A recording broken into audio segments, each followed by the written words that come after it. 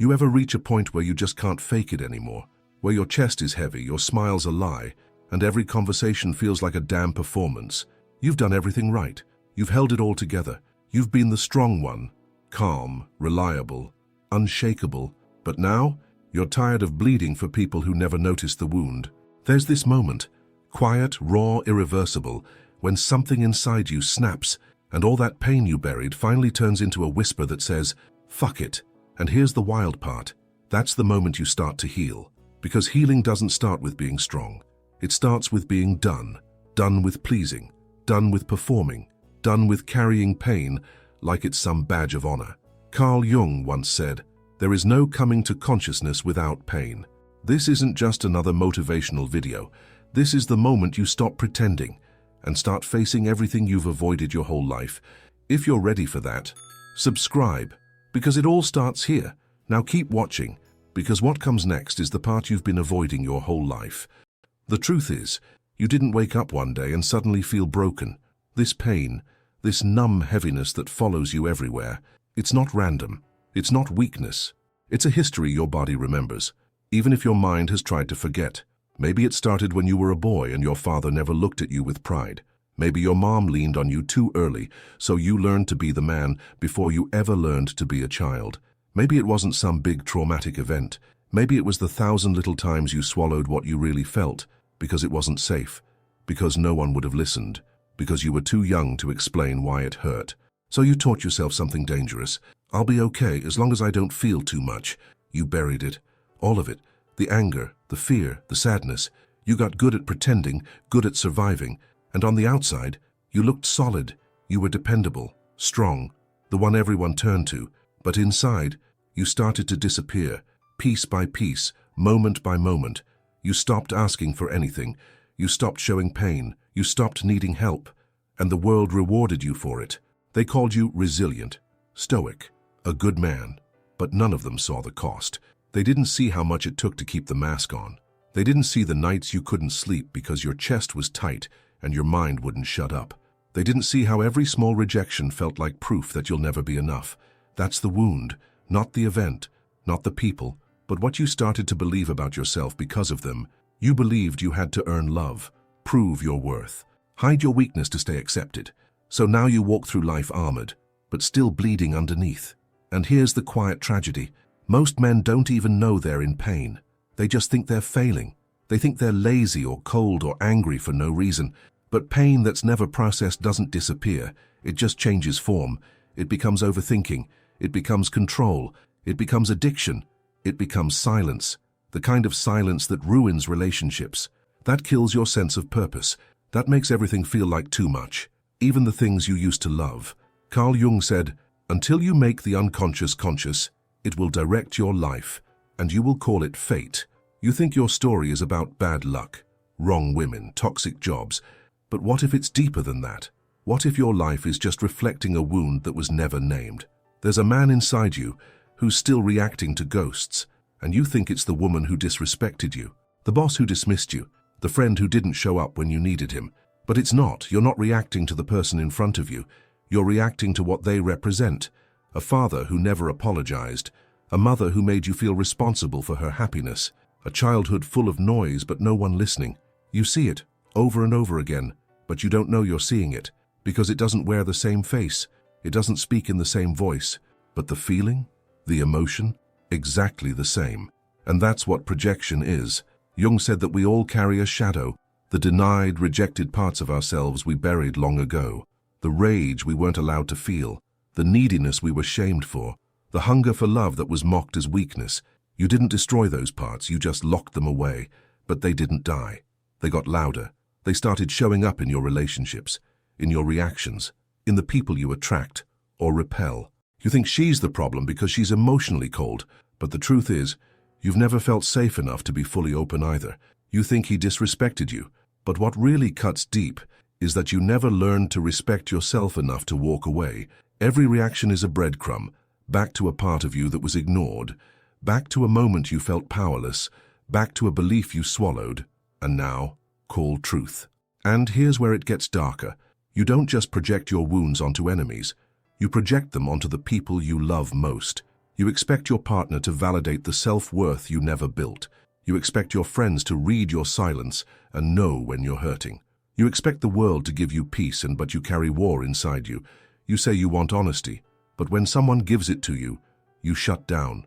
Because deep down, you equate truth with attack.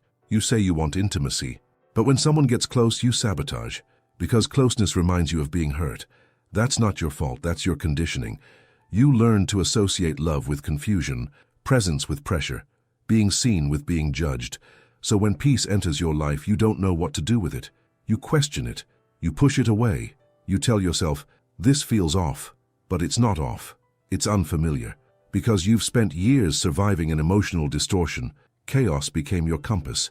Pain became your proof of love. And now anything different feels like danger. That's projection. Not just seeing others through your pain, but shaping your entire reality around it. So you keep dating the same kind of person. You keep ending up in the same arguments. You keep feeling the same emptiness, different names, different faces, same story. Because until you meet the part of you that's still wounded, you'll keep chasing people who wound you. Until you forgive yourself for not knowing better. You'll keep looking for someone else to make it right. And here's the paradox. What you hate in others is often what you've rejected in yourself. That's why certain people make your skin crawl, not because they're wrong, but because they mirror the parts of you that you've buried. The selfishness you never allowed yourself, the loudness you were punished for, the emotion you were taught to suppress. The truth? You don't get to heal just by being aware. You heal by confronting the version of yourself you swore you'd never become, and reclaiming him, not to act on his pain, but to finally understand it. To look at your shadow and say, I see you. You're not my enemy. You were just protecting me. That's when things begin to shift. Not outside, inside. There's a version of you that was never real, but everyone believed in him. Even you. He had answers. He had control. He never showed fear, never needed help, never let the cracks show. He was strong, stable, reliable, but he was never whole. You built him piece by piece. Every time someone made you feel like who you really were wasn't enough.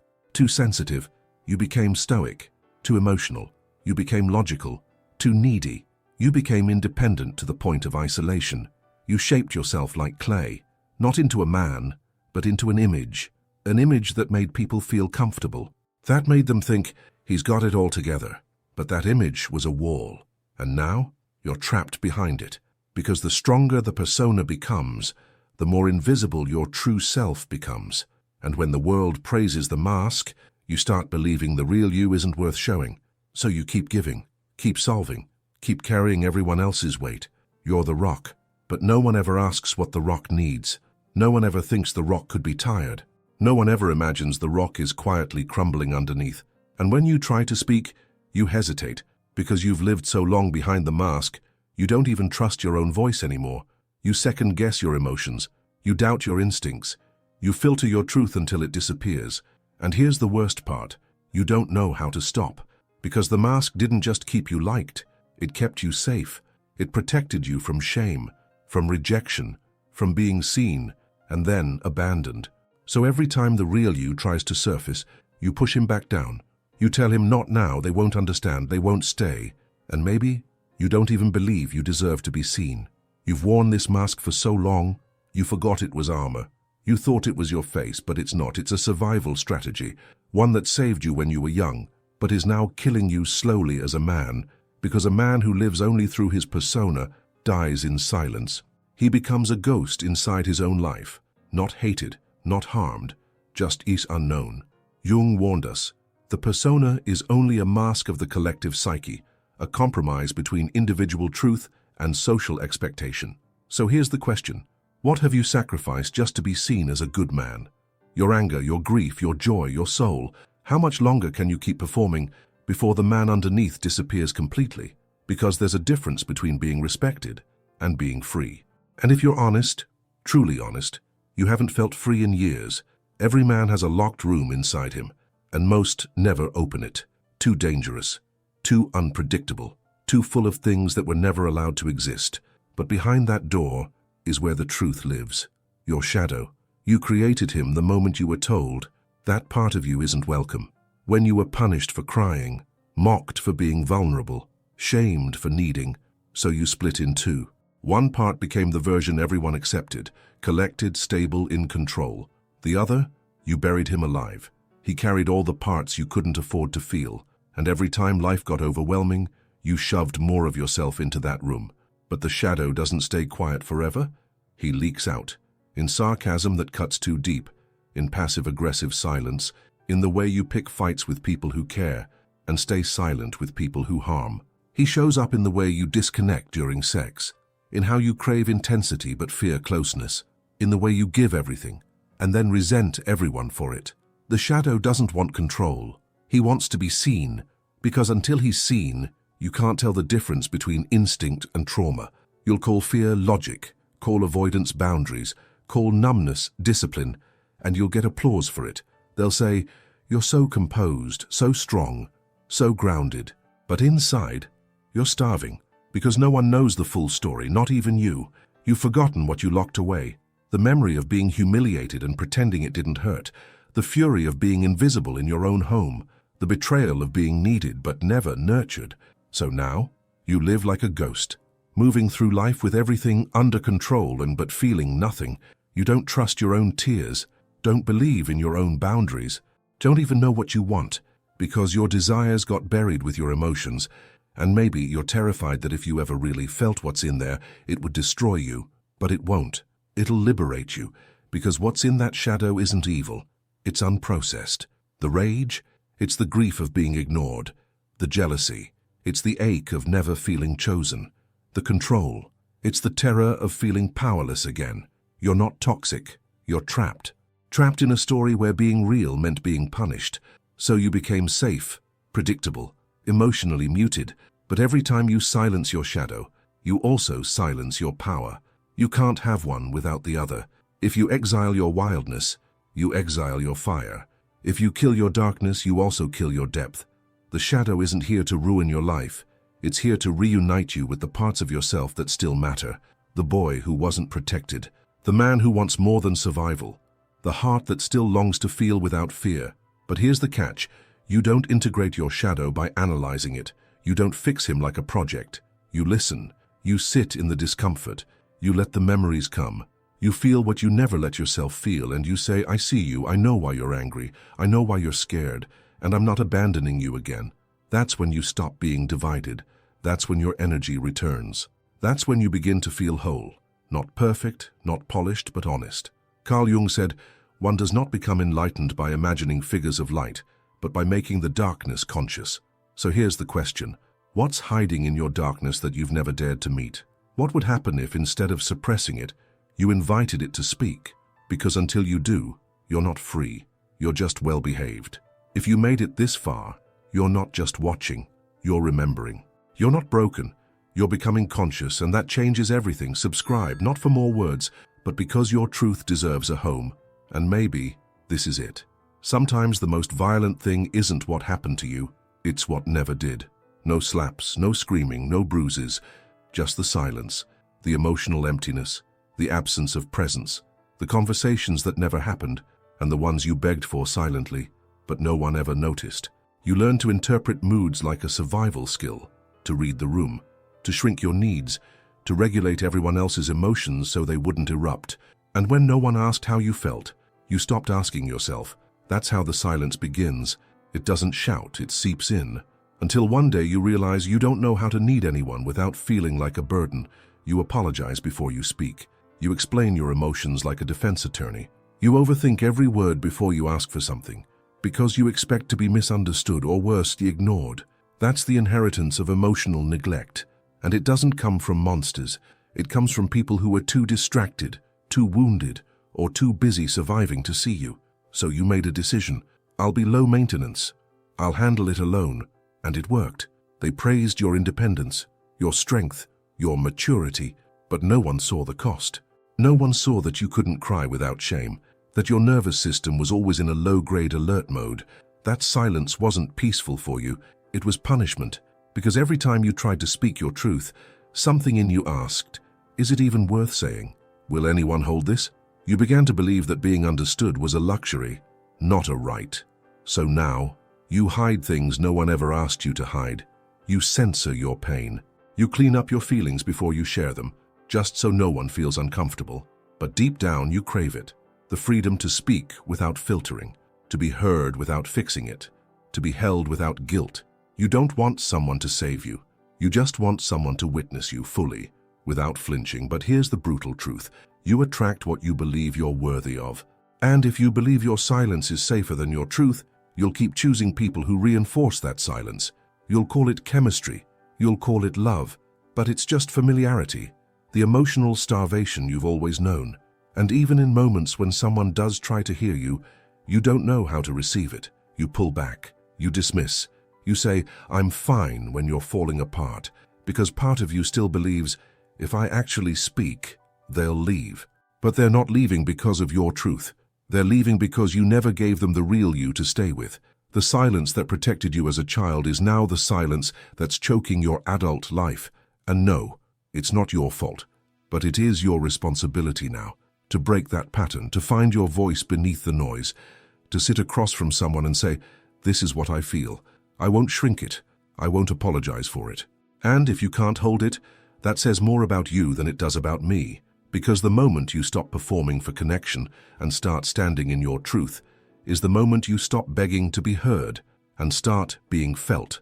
There comes a moment in every man's life when the performance breaks, when the smile you've been forcing starts to twitch, when the body that held everything in finally says no, when the silence becomes unbearable, and the mask, it slips. It doesn't happen all at once. It starts quietly. You miss a deadline you'd never miss. You lose your temper over something small. You look in the mirror and don't recognize the man staring back. You feel numb in moments that should feel sacred. You feel heavy in spaces that used to feel like home. And then it hits, not like a breakdown, like a collision. The life you built, the routines, the roles, the identity, slams into the pain you buried. And suddenly, you can't hold both. You can't be fine and falling apart at the same time. So something cracks. You stop texting back, you cancel plans, you sit in the car longer than you should because the thought of walking into that house makes your chest tighten. You say things you never thought you'd say. I can't do this anymore. I'm tired of always being the strong one. I don't even know what I feel. And in that moment, you have a choice. You can numb it, scroll, drink, work, distract, patch it up and go back to performing. Or you can stay in it. You can feel the rupture. Let it break what it needs to break. Let it tear through every lie you built, just to feel safe. Because the truth is, you've been running for years, from anger, from grief masked as anger, from truth disguised as loyalty, from peace disguised as weakness.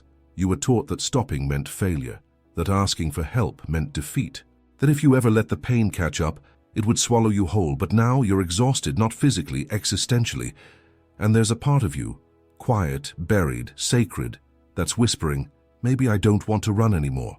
That voice? That's not weakness, that's awakening. Because real strength isn't how long you can carry the weight. It's having the courage to finally set it down. To say, I'm done betraying myself just to be accepted. I'm done bleeding for people who never offered a bandage. I'm done pretending this doesn't hurt. That's the rupture. It looks like a breakdown from the outside. But from the inside, it's the beginning of your return. Not to who you were before the pain, but to who you were before you abandoned yourself. Healing doesn't look like light pouring in through the ceiling. It doesn't sound like a choir or feel like some perfect peace. Most days, it just feels real, uncomfortable, quiet, uneven. But it's real. It begins the first time you sit in your pain without trying to escape it. The first time you say, "This hurt me," and you don't follow it with a justification. You stop minimizing, stop explaining, stop performing strength. You start feeling honestly, and you realize something that no one told you. Pain, when faced, becomes clarity. It starts to teach you that your anger wasn't dangerous, it was protective, that your numbness wasn't failure, it was fatigue, that your silence wasn't peace, it was survival. You begin to see that all those parts you hated were never your enemies. They were just the messengers, telling you what needed healing, begging you to come home to yourself. And when you finally do, you don't become a different man, you become whole. You no longer abandon yourself just to be chosen. You no longer apologize for needing space. You no longer chase people who confuse your depth for drama. You start to move differently. You say no without guilt. You leave the table without explanation. You let people misunderstand you without trying to fix their perception. Because you're not performing anymore. You've touched something deeper than validation. You've found something the world can't give you and can't take away, self-respect. And it doesn't make you arrogant. It makes you honest. It makes your yes sacred, your presence intentional, your energy clean. You no longer need to be loud to feel powerful, or needed to feel loved, because you've reclaimed the one thing no one else could give you, yourself. This is reintegration, not erasing the past, but understanding it, not erasing the wound, but owning it, not becoming fearless, but learning to walk forward even when fear is whispering. Carl Jung said, "One does not become whole by remaining in the light, but by integrating the darkness." You're not perfect, but you're not fragmented anymore. You've faced the shadow. You've stopped the performance. You've allowed the rupture, and now you walk into rooms differently, not because you demand respect, but because you carry it, not because people finally see your worth, but because you do. Now that the noise has settled, now that the anger has spoken, now that the silence has been broken, who are you? Not the man you became to survive, not the mask you wore to be accepted, not the story you repeated to avoid the truth, but you, the man who knows what he feels and doesn't apologize for it, the man who can stand in his pain and not flinch, the man who doesn't beg to be loved because he loves himself enough to walk away. You don't need to fix everything. You don't need to be understood by everyone. You don't need to carry every burden just to feel worthy. That's over. Now, you get to choose, to speak or stay silent, but not out of fear, to give or withhold, but not out of guilt, to stay or walk away, but not out of self-doubt. This is sovereignty, not power over others, but power over yourself. It's quiet, it's grounded, it's undeniable, and it only comes after you've faced every part of you that was too painful to look at. So now, the only question left is this: what are you no longer willing to carry? That old guilt, that shame for needing something real, that fear of being seen, fully, honestly, vulnerably?